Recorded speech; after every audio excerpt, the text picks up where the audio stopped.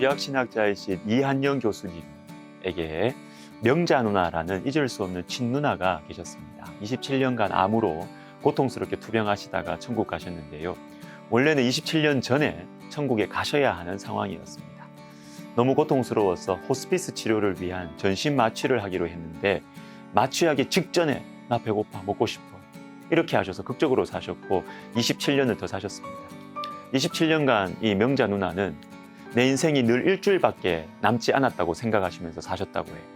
소변과 대변을 보기 위해서도 병원에 입원을 해야 되는 그런 상태였지만 조금이라도 힘이 생기면 장애인들을 섬기고 교회 화장실 청소를 하셨다고 해요. 여러분, 끝을 정말로 알고 살면 내 삶이 일주일밖에 안 남았다라고 생각하면 정말 잘 살 수 있는 것 같습니다.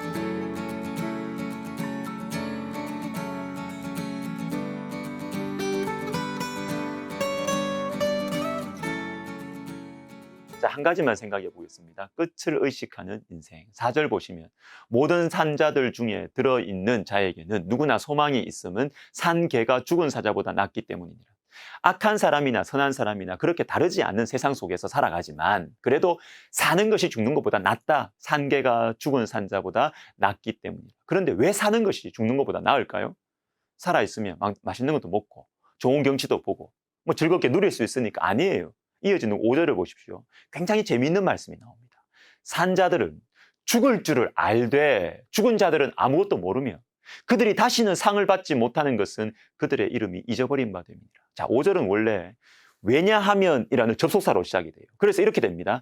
사는 것이 죽는 것보다 낫습니다. 왜냐하면 산자들은 죽을 줄을 알기 때문입니다. 여러분 잘 기억하셔야 되겠습니다. 사는 것이 죽는 것보다 왜 나으냐? 내가 죽는다는 것을 살아있는 사람은 알기 때문이라는 거예요. 그 뉘앙스를 조금 더 살려보면 내가 죽는다라는 사실을 알 때만 사는 것이 더 낫다는 것이죠. 이 말씀을 우리 삶으로 적용을 하면 죽음을 알고 살아가야 한다. 죽음을 의식하고 끝을 의식하고 살아가는 것이 지혜다라는 것입니다. 나는 죽어가는 존재다. 내가 죽을 때가 다가오고 있다는 것. 이것이 여러분 무엇을 의미하죠? 나는 피조물이다. 나는 한계가 있다. 연약하다는 것을 인정하는 것입니다. 여러분, 내가 죽는다는 사실을, 이 끝을 진심으로 아는 것이 중요해요. 왜냐하면 두 가지 이유가 7절부터 10절에 나옵니다. 첫째, 하나님께서 나에게 주신 것들을 기쁨으로, 감사함으로 누릴 수 있기 때문입니다. 전도서 9장 9절을 보십시오. 내 헛된 평생의 모든 날, 곧 하나님이 해 아래에서 내게 주신 모든 헛된 날에 네가 사랑하는 아내와 함께 즐겁게 살지어다. 그것이 내가 평생의 해 아래에서 수고하고 얻은 내 몫이니라. 자, 오늘 본문에서 여러 차례 나오지만 이 세상은 선한 사람이라고 늘 잘되고 악한 사람이라고 늘 망하지 않습니다. 이해하지 못할 일들, 마음 아픈 일들이 많아요. 그러니까 내가 하고 있는 일, 소유하고 있는 재물이나 명예나 인간관계들이 내 것이 아닙니다. 내가 선하게 산다고 잘 사는 건 아닙니다. 하나님께서 주시는 것입니다. 그러니까 감사하면서 누려야죠. 감사하면서. 전도서는 삶이 헛되니까 아무것도 하지 말라. 그렇게 말하지 않습니다. 열심히 살 필요 없다. 이것도 아니에요. 욕심내지 말고. 그것을 3절에서는 미친 마음이라고 합니다. 욕심내지 말고 주어진 사람들과 함께 주어진 것을 그저 감사하면서 자족하면서 살라고 하시는 것입니다. 또 하나 10절 하반절을 보세요. 네가 장차 들어갈 수월에는 일도 없고 계획도 없고 지식도 없고 지혜도 없음이니라. 자, 장차 들어갈 수월, 예수님을 안 믿는 사람들이 죽고 나서 가는 지옥이죠. 자, 여기에는 일도 없고 계획도 없고 지식도 없고 지혜도 없다는 것입니다. 특별히 뒤에 나오는 지식과 지혜, 자, 전도서에서는 하나님을 경외하는 것입니다. 여러분, 죽음을 알기 때문에 지혜가 생긴다.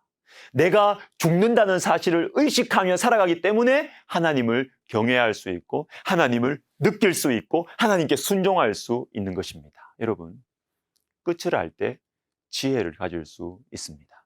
끝을 마음속에 두고 있다는 것은 불안감을 조성하기도 하지만요, 욕심과 집착, 그리고 이런저런 상처들에서 나를 자유롭게 합니다. 왜 그럴까요? 1절을 읽어드립니다.